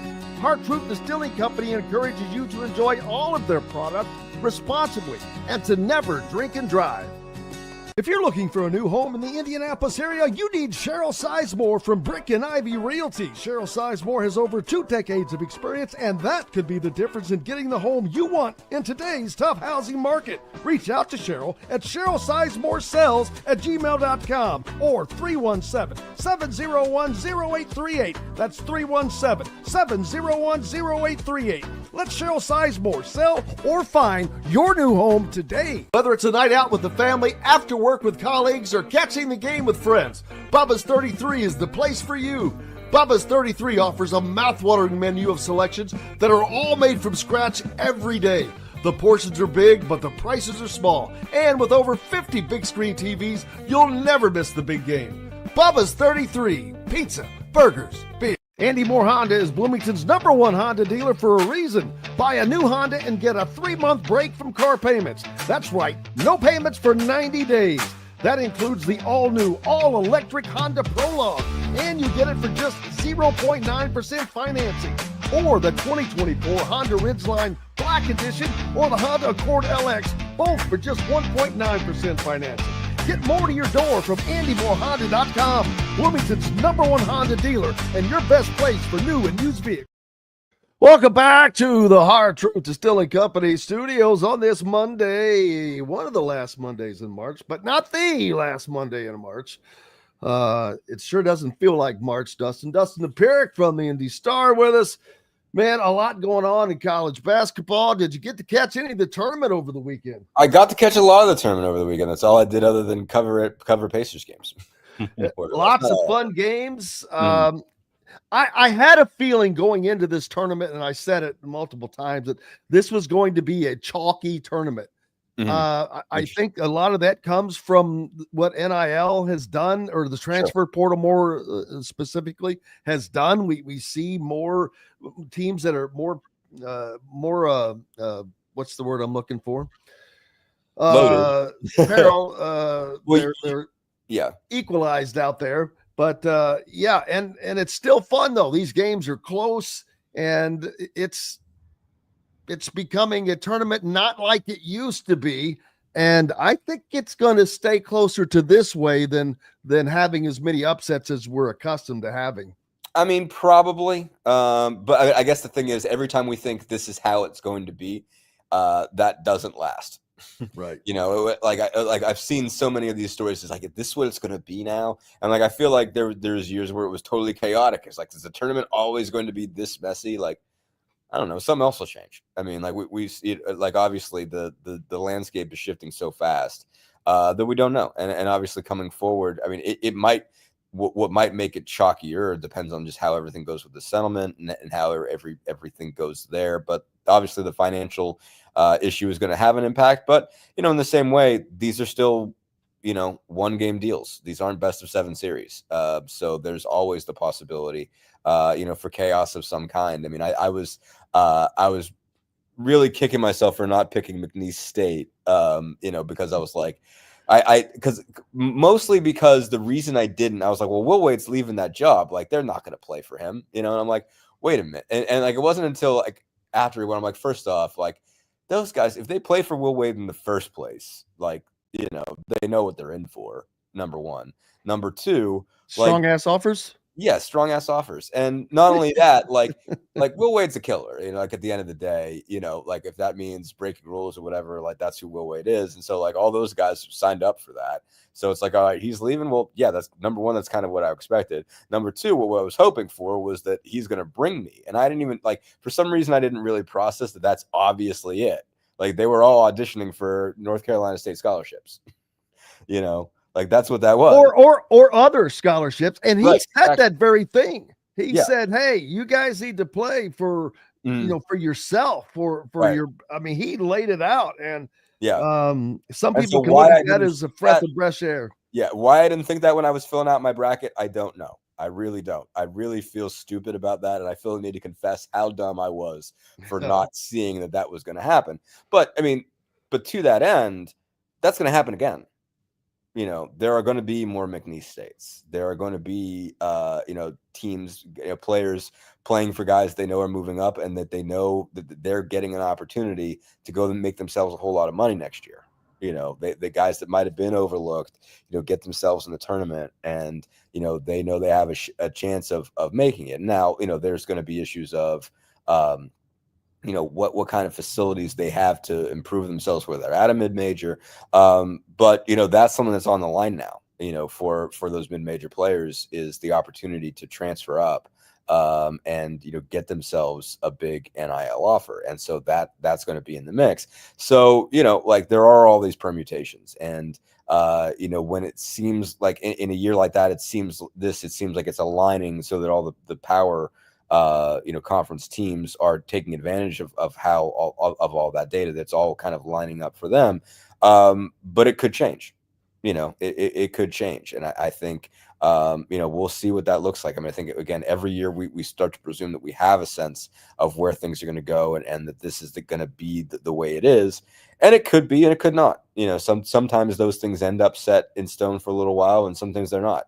So we'll see, you know, like how that comes together and you know, mid-major teams will have different ways that they build themselves. And, you know, it's all going to be a different process. So, you know, I mean, I can't remember how many, you know, last year was pretty shook up. 2 years ago was very shook up. You know, when you had, you know, San Diego State playing in the finals, you know, like, things can happen. You know, every time we presume that we know how this is going to be, we find out we don't. And so it's a chalky year, but that doesn't mean that there's always going to be chalky years. It could be, but you know, we'll see what that looks like in the long term. You know, again, the conference alignment is obviously changed things where you've got, like all these it was weird to see, Arizona and Oregon playing each other last night, and that's not a Pac-12 game. That's between two teams that are in the Big 12 and the Big 10, and you're like, oh, how did I get here? But it's things are going to shake up. Conference alignment is changing things, NIL is changing things. The portal's changing things. All of this is still waiting to settle, and I don't know that it's going to settle in a situation where it's going to be the power leagues are going to still be able to dominate, because again, it's still a single elimination tournament. That's still what makes the madness. And like you're one shot away from Colorado State taking down Maryland. There's a couple of you're a bucket away from UC San Diego taking down Michigan. It wasn't really close from in the top 4 seeds. Basically the 116, the 215, the 314, the 413. You didn't see a lot close to an upset there, but it could always get closer, and so we'll see down the line how that looks. Yeah, and speaking of North Carolina State, they are going to be hiring Will Wade, who is one of those coaches who he admittedly said I couldn't get a job. Which it's kind of hard to do when you have a show cause on you by the NCAA. There's that, but he's going to the ACC, which is probably going to be not a hard place to win. With how the ACC was this past season, doesn't mean it's going to be just like that next year. But he could turn a program around kind of quickly in this age of the portal, and guys know that he can coach, and that's what you hear. So he's probably going to put together a decent team and be able to do something at North Carolina State and get back into the quote unquote Power 4 big time. Yeah, no, he's got a shot. I mean, the North Carolina State job is tricky. It's very tricky because you are right there with North Carolina and Duke. And, I can't remember like where this story was. It might've been in a Feinstein book or something, but like just talking about what it's like just to be at that airport. Basically like when you're North Carolina State and you see Duke rolling out deep and North Carolina rolling out deep to go recruit. And you don't, basically like you don't have the same resources. You certainly don't have the same name, and you're within 8-10 miles of those two schools, in the triangle there. So, that's always made it a difficult job. I mean, Kevin Keats was a guy that came into that position, basically certainly really connected in recruiting, because where was he at? Which powerhouse prep school, did he come from that's in Virginia? I can't remember one of them. Oh, Mouth of the Wilson?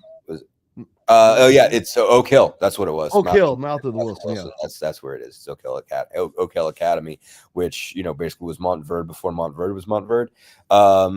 And so like, Oak Hill was a superpower when he was there. And so, frequently you see guys that are, you would think have everything right to get there. And he took them to the Final Four, as an 11 seed. I mean, that was a wild run. And again, you're not too far from that too, of an 11 seed like North Carolina State making it all the way as far as they did. And so,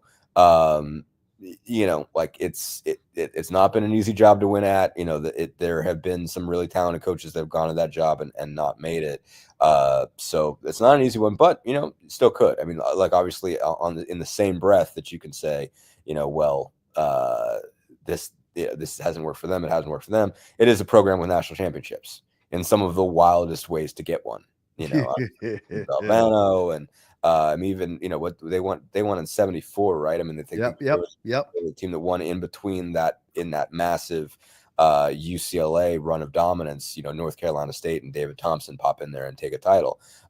So like they're a team that has been plucky from time to time and opportunistic as a program over the decades. But in part because they have won those.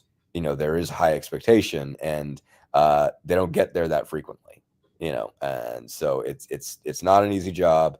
And other talented coaches have gone to that position and struggled. And so again, it's a tough place to be when you're literally in North Carolina and Duke's backyard. What if Darian DeVries doesn't do what Chris Beard does over the next couple of seasons? Because there's no way that is not going to be a benchmark for a faction of IU fans. People will complain. Yeah, there's that. People will complain. And, I mean, he's not going to get fired on the basis of what Chris Beard does. No. He's going to get fired. Like, he's going to get, extended or fired on the basis of what he does, at the end of the day. And that's how you got to do business. I think it is. I mean, I think you have to evaluate the person who's in the job for how he's doing it, and don't imagine what somebody else would have done, more or less. But I mean, yeah, yes, ultimately, and this is the case. This case in Indiana, this case everywhere, is that there will ultimately be people that will always judge you on the basis of who else they think you could have got at the time, and they are particularly harsh if they believe that the reason that you did not get him was for baggage reasons. There is a group that thinks that whatever the baggage is, it's worth it because you're buying low. If you're able to buy low, if you're able to take a talented coach with baggage, you should do it because you should be you should be the program that's willing to take the chance. That basically, and I get that, I understand that logic, but there also is the issue of the people that say that aren't the person who has to do the hiring, aren't people that has to work with the person, aren't the people that have to consider whatever it was. And again, like, I don't want to get all the way down that rabbit hole, because it's like we are talking about an accusation that never, that led to drop charges. And so I don't know what happened, but I also don't know what didn't happen. Basically at the end of the day, there's that. So it's just, there is going to be that, but the same, it's like, I mean, how many coaches were judged poorly on the basis by some people on the basis of what they thought Steve Alford could do, or somebody like that, or whoever their favorite was in that particular job. There are people that are always going to hang on to the idea of, I was right, you were wrong, you should have hired the guy I said you should have hired, and you would be here now, but you're not, and that's your fault. And so, and a lot of cases, you don't know that, basically. Like, you don't know, there are certainly people that go to another job and are successful. That doesn't mean they would have been successful at your job. Like they caught breaks over there for whatever reason. They might not have caught at your job. So you don't know. But, at the end of the day, DeVries, like, yes, for people, if he doesn't succeed, that will be more ammunition. If, so obviously Chris Beard taking Ole Miss to the Sweet 16, adds some fuel to that particular fire. If he gets hired someplace else, or if he turns Ole Miss into a constant contender in the SEC, you're going to be looking at something different. And so that's going to be added. But, if DeVries wins, nobody's going to ask any questions. If they're happy with what they get out of Darian DeVries, then, you're going to see less of that. Certainly there's going to be certain people who hold out and say you still would have been better off with Beard.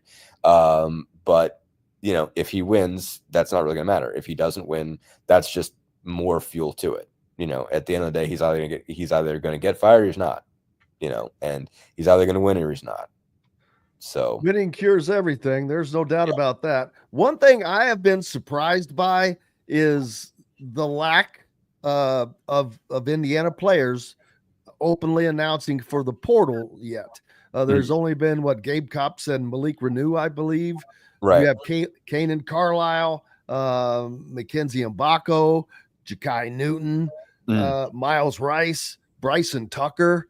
All of these guys have yet to announce for the portal if they were going to, and some still might, but the fact that they haven't, that says a lot to me, that they're giving this a look-see, and they're not going to make rash decisions. Well, it also tells me that there's NIL money there that is not easy to walk away from. You got that right. I presume if they were paid well to get in there, and especially in those cases, some guys didn't play at all, obviously for injury reasons on Ja'Kai Newton's part. Some of those guys saw their role shrink. They have to presume that it's kind of like when you refinance your house. Like, if you got a good interest rate, you don't refinance. I like, for instance, I got a good one when we bought our house. If I would refinance, I would make my life significantly worse. These guys, some of them got paid really well to come in and didn't turn that into the production that they were hoping for. So if they go put themselves on the market, they're going to have a really hard time getting more money than they've got. So that, at least that seems like a clear motivation for me. Basically, again, that money can keep you. I mean, that's another piece of the changing dynamic. You know, if you're Kane and Carlisle or you're Miles Rice and you got paid like we think they did, and by the end of the year you were coming off the bench or you weren't playing very much at all, you know, like if you presume you still get to keep whatever you got paid last year, you know, you're not trying to go out and into the portal and find out if somebody can match that, because they probably can't. You know, you're probably going to have a hard time getting the same kind of NIL money to go play somewhere else. So it's sort of like, you know, if you get a really good NBA contract and you don't play very much that first year, you're not trying to get moved. You know, like you're not trying to change up your situation. So I mean, it wouldn't be smart on any of their parts to hit the portal and find out what's out there, because what there probably is out there is a lot less money than they got this year. Yeah, and it'll be interesting to see how any or whom sticks around and is a part of Darian DeVries going forward, his program going forward. It will be Miles Rice. I mean, these guys are great players, no doubt, but they didn't necessarily fit into or have a system to work into previously. So they may be excited about the fact that this is someone who has a blueprint of what to do. Yeah, and it's, I mean, it seems pretty generic. It's not generic, but I mean, it is, you know, they use the term modern. I mean, and modern NBA isn't super, modern basketball isn't super hard to explain. You know, it might be super hard to make it actually happen. But, you know, you want to play fast, you want to spread the floor, you know, you want to make sure that there's space to operate. And for that, you need to be able to shoot. Basically, you want to play fast and shoot, and you know you want to create a lineup that can do that, which you know really means having guys who can really play the perimeter at least 1 through 4, if not 1 through 5. And so if you can show guys that you can do that, then you know a lot of guys have been molded to be those types of players. I mean, you know, you are teaching kids that are going to be power forwards to shoot. You are teaching guys that can be centers to shoot, and sometimes they're not. They end up jacking a lot more threes than you want. But everybody that's coming up through, you know, grassroots basketball, high school basketball is being taught, like, even as a 5-man, you have to shoot threes. As a 4-man, you definitely have to shoot threes. So they're not out of the, you know, like this is nothing crazy for them. It looks like what it's supposed to be. And so, you know, like if you're them, you haven't heard anything from Darian DeVries that scares you at all. You know, it makes sense. You know, the way I described his press conference was delightfully basic.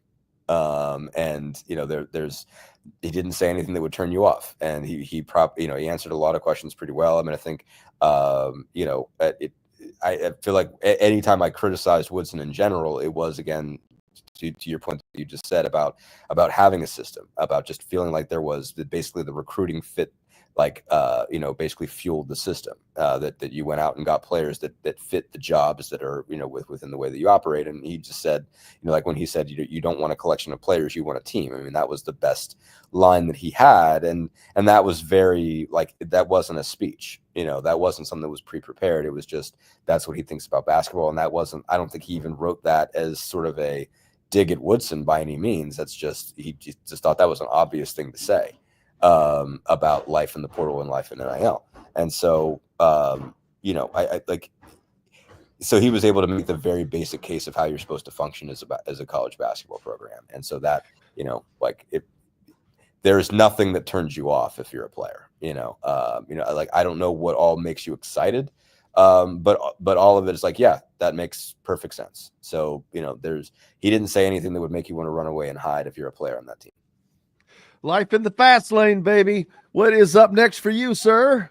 So Pacers Timberwolves tonight, Pacers Lakers on Wednesday, hitting the road Thursday morning to go out to DC, and then Oklahoma City on Saturday. So another week covering the NBA.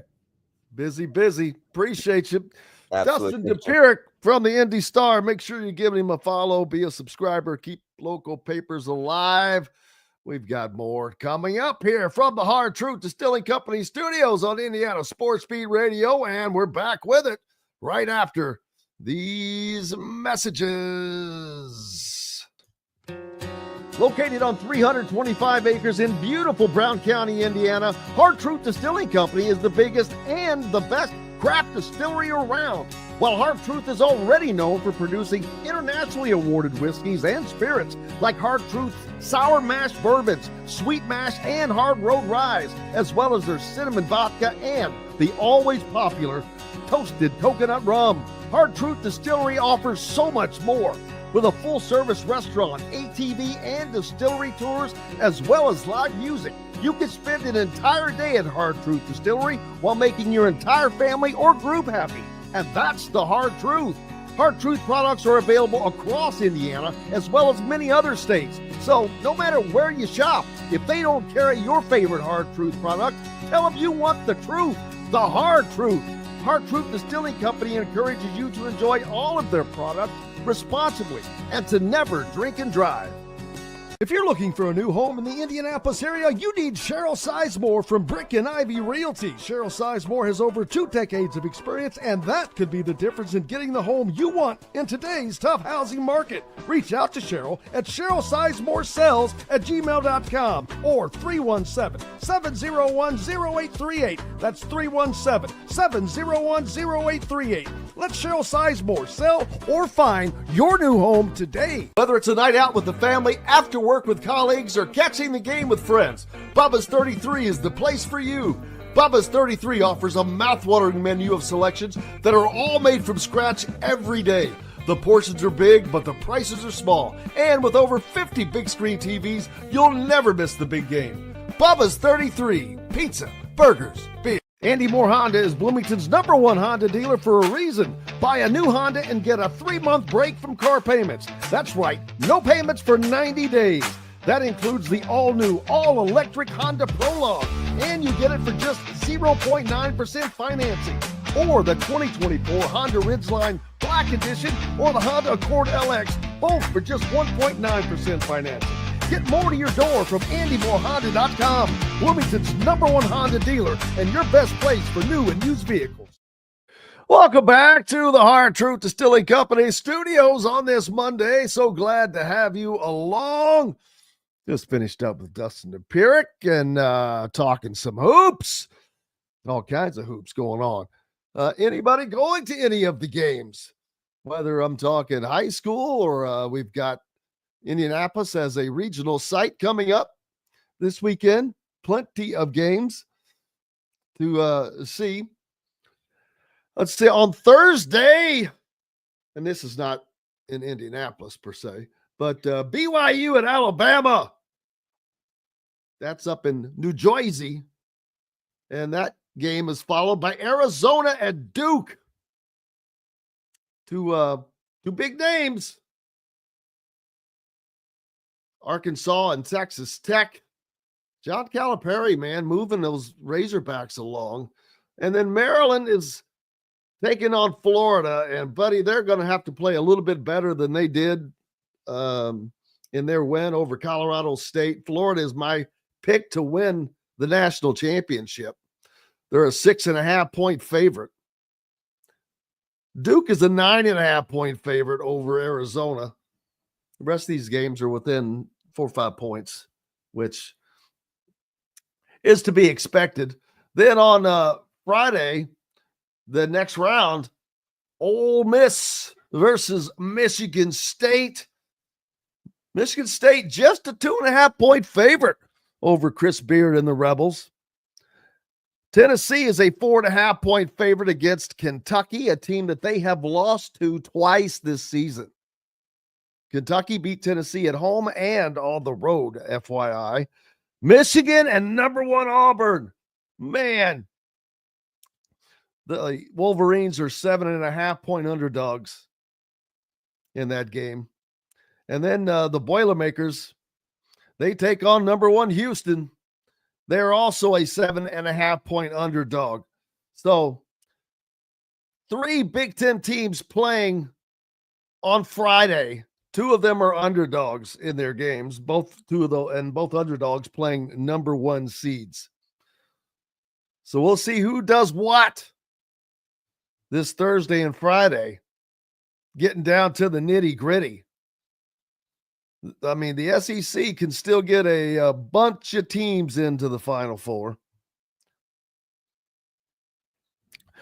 The complaining has subsided by most IU fans, with the exception of the fact that Chris Beard made it to the Sweet 16. All I can say is there was a reason he wasn't hired, but Texas had a job opening, and Texas could have rehired him, but chose not to do so. There was a reason for that. Think about that, people. Texas is not exactly, Halo City, but they did not go after him. Think about it. It would have been an easy, no-brainer for them. Of course, going back there would have been getting hired, would probably have been more difficult than getting hired at Indiana. But that's just the long and the short of that. How are you doing on your brackets, by the way? If you went chalk, you're not doing too bad. It was a chalky setup, and it's still that way.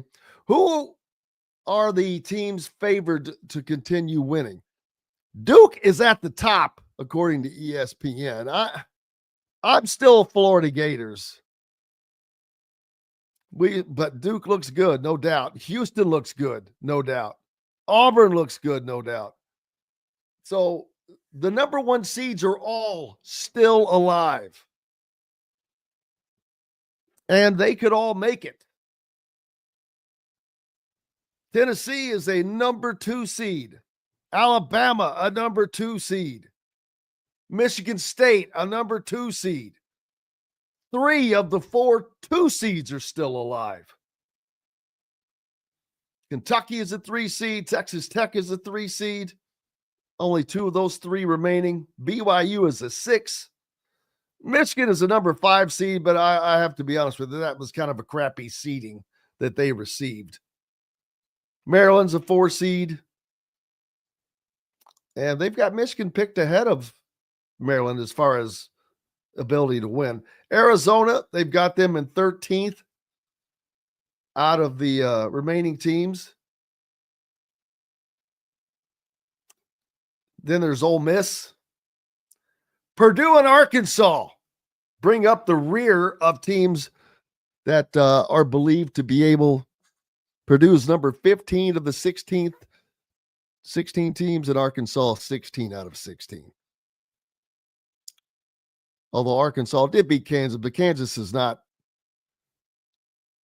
But they beat St. John's. That's a huge win. I still cannot believe they beat St. John's.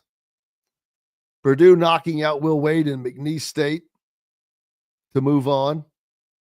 Ole Miss beats Iowa State to move on. That's a solid win. And they beat them 91-78. Iowa State was a number 3 seed. Arizona. I didn't get to watch the finish of this game. They beat Oregon, knocking another Big Ten team out, 87-83 to reach the next round. Whoo. Maryland edges Colorado State 72-71. Michigan was trailing, and buddy, they came back and put a nice run on Texas A&M to win that one 91-79. So it's going to be a fun and exciting week in basketball, period. You have got so much going on with more games from the high school level up.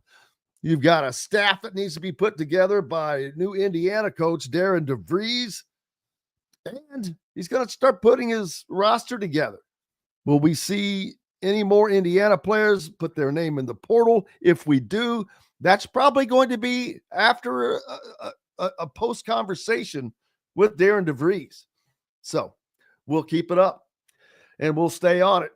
Man, I cannot thank each and every one of you and all of our guests today. As always, it is a pleasure, and we get to do it again tomorrow. Looking forward to coming back, Mike DeCourcy among others. Until then, I'm Jim Coyle.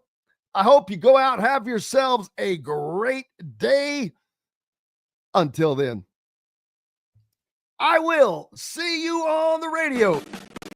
Thanks for listening to Indiana Sports Beat Radio. Be sure to subscribe to our YouTube page for more clips and team coverage of Indiana basketball, football, and more.